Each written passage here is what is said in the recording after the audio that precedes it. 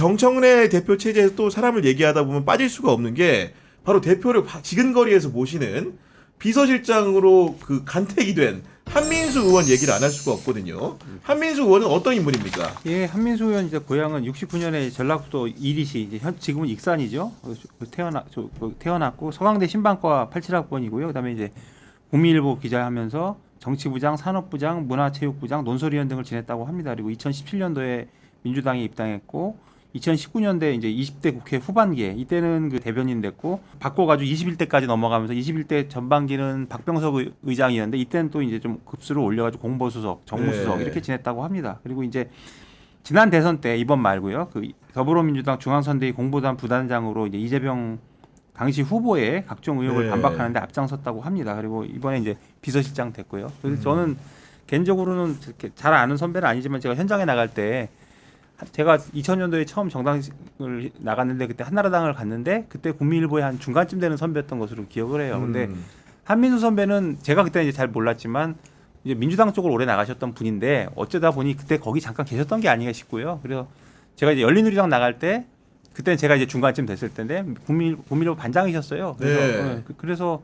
조금 뭐 이렇게 들이댈 뭐 개인적 뭐로 좀 하려고 해도 너무 좀 예전에는 그 좀 아래 위가 되게 엄격했기 네. 때문에 반장들은 반장들의 그만의 꾸미가 있고 있고 자기들끼리 그 얘기하는 그게 있어요. 그래서 이제 그랬고 그래서 좀 뭐 보면 인사드리고 그러지만 뭐 이제 가까운 선배는 아니었는데 제가 이제 정치부장 할 때 당시 친문 핵심 뭐 의원하고 이제 부장들하고 저녁을 먹었는데 같이 오셨더라고요. 그래서 왔는데 그때 좀 놀란 게 기자들이 정치권에 가면 되게 잘 빠지는 함정이 있습니다. 그러니까 우리가 타서 막내 기자들이 뒤에서 하는 얘기, 지가 아직도 기자인 줄 알아. 맞아. 예. 가리키고 그게 아니고 네 후배도 아니고 타사 후배인데 그러다가 이제 된설이 많은 그 기자 출신 정치인들을 제가 좀 봤어요. 근데 물론 그 사람들도 나중에 이제 정신 차려 사람 되는데요.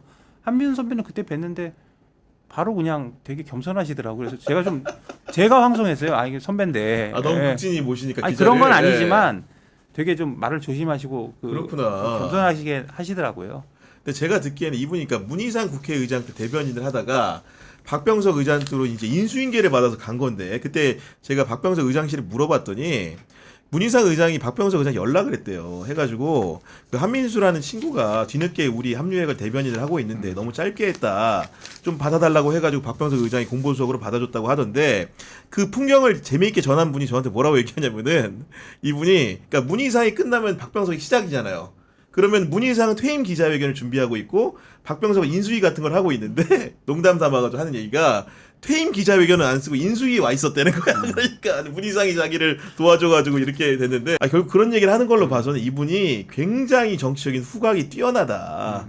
저한테 이제 그런 얘기를 해주는 건데 후각이 뛰어난 것도 이번에 또 드러난 게 2024년 총선 과정에서 강북을에 공천을 받는 기염을 토했는데 그게 보통 과정이 아니었거든요. 그렇죠. 이거 뭐 후각을 뛰어났다고 해야 될지 기사회생했다고 해야 될지 진짜 파란만장한 과정이죠. 그러니까 그때 강북을이 이제 민주당 후보가 두 번이나 교체됐죠. 이게 처음에 이제 그 지역 이제 현역 의원이 박용진 의원인데 이른바 이제 당시 이제 현역 의원들 평가해가지고 하위 10% 안에 들어가가지고 이제 30% 감사 페널티 받았잖아요. 맞아요. 네. 그래서 이제 정봉주 전 의원하고 이제 경선 붙어가지고 정봉주 전 의원이 공천이 됐는데 문제는 이제 정봉주 전 의원이 이분 뭐 과거 발언들이 워낙 유명한 발언이었는데 당시 이제 뭐 TMZ 발목 지뢰 받은 사람들한테 목발 하나씩 경품을 줘야 된다고 해가지고 그게 논란이 돼가지고 결국에는 공천이 취소되고 다시 이제 그 조수진 변호사랑 박영지 전 의원이 2인 경선을 하게 됐잖아요. 그렇죠. 근데 사실 그때 이제 이제 한민수 의원도 이제 공천 신청을 했는데 이제 이분은 이제 그 후보 아예 이제 못 들어가고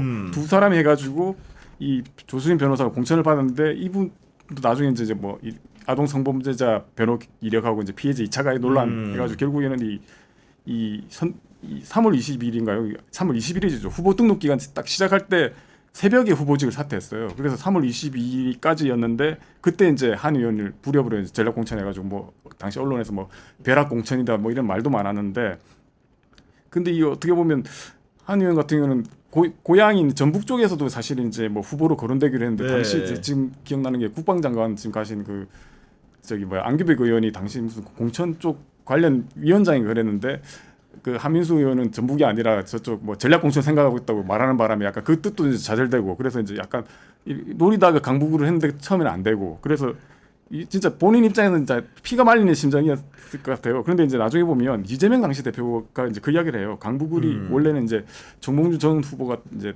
탈락됐을 때 그 다음이 한민수 후보를 할까 생각했는데 친명이라고 기회 준 거 아니냐 욕 들을 것 같으니까 그때 이제 배제를 했다. 그래서 원래대로 하더라도 한민수 의원이 알맞은 그 후보도였다라고 이렇게 나중에 밝혔더라고요. 아니 근데 제가 이제 들은 얘기가 이재명과 한민수의 관계에 대해서 사람들이 궁금해하길래 지금 알아봤더니 이런 관계라고 합니다. 그러니까 예를 들어서 지난 대선 때, 지난 대선 말고 그 이낙연하고 이제 경합했던 경선 때 제이모 의원이 박병석 의장을 찾아왔대요. 찾아와서 뭐라고 했냐면은 아니 의장실이 중립을 지켜야지 의장실 직원들이 왜 지금 특정 후보 이재명 후보를 얘기하는 겁니다.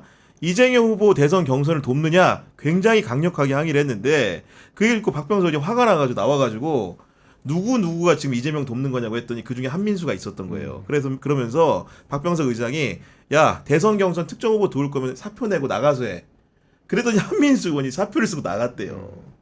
그런 인연이기 때문에 이재명 그 대통령 입장에서는 한민수라는 사람이 눈에 밟힐 수밖에 없는 사람이다. 이런 말씀을 좀 드릴 수 있는 것 같고 여간 그 기자 시절 얘기도 해주셨는데 그 한민수 의원에 대해서 이제 그런 여러 가지 평가들 주변 분들이 좀 어떻게 평가를 합니까? 뭐 그 기자 생활 때는 좀 사실은 저보다 좀 먼 선배이기 때문에 예, 참으로 뭐 가까이 가기가 좀 그런 상황이고요. 예전에 이제 제가 요번에 이거 하려고 회사 선배 중에 한민수 의원하고 대학 같이 다닌 뭐 선배님한테 이거 SOS도 치고 그랬는데 이제 전해주신 말은 학교 다닐 때는 이제 운동권은 아니었고 범생이과인데 이제 대인관계 좋고 잘 어울렸다. 그리고 이제 이게 재밌는 게 이분이 이제 CC였어요. CC였는데 아 학교예요? 예, 네. 본인은 이제 신방과고 그 저기 사모는 이제 경제학과인데 둘이 그래서 결혼도 했는데 한민수 의원이 이제 대책 없이 나가서 뭐 사표 던지고 그러면 되게 힘들잖아요. 그래서 이 와이프 분께서 그 가게 책임지느라 고생을 많이 하셨다 이런 말씀을 하시더라고요. 그리고 뭐 이제 대학 다닐 때는 대인관계 좋고 활달하고 그랬는데 이제 대학 정치를 할 사람인가 싶었는데 지금 생각하면 그게 맞는 것 같다 이런 말씀을 하시더라고요. 그래서 그렇군요. 네. 그리고 기자할 때 반장들은 좀 먼 세상이에요.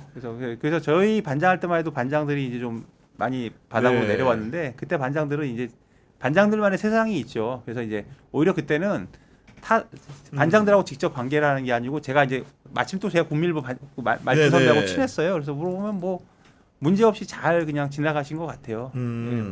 이분이 보니까 69년생이시던데 제가 이제 보니 그 프로필에 그 부장을 언론사에서 언제 했는지 이제 다 적혀 있어 봤더니 정치부장을 40대 초반에 했던데요. 굉장히 빨리 한 거 아닙니까? 40대 초반에 정치부장 한다는 거는. 네. 그렇죠. 지금 갑자기 제 나이를 생각하게 되는데 그 제가 들은 건 네. 그 이제 이분이 그 군대를 안 갔는데 아 군대를 안 갔어요? 아. 그 눈이 대단히 나빠서 이게 자꾸 이런 년이 나오는데 사실은 저희 마누라가 와이프가 그 한민수 의원 동생의 친구예요. 오랜 친구예요. 아, 그렇구나. 예. 그래서 저는 이제 처음에 그 국회 갔을 때 그거 좀 팔아가지고 좀 친해보려고 했는데 뭐 싸늘한 그게 돌아와서 말았는데 그 이제 그 동생분은 제가 좀 알거든요. 네. 막 그 저희 와이프의 오랜 친구라서 근데 거기 눈이 되게 나빠요. 아 이렇게 그래요? 두꺼운 거. 네.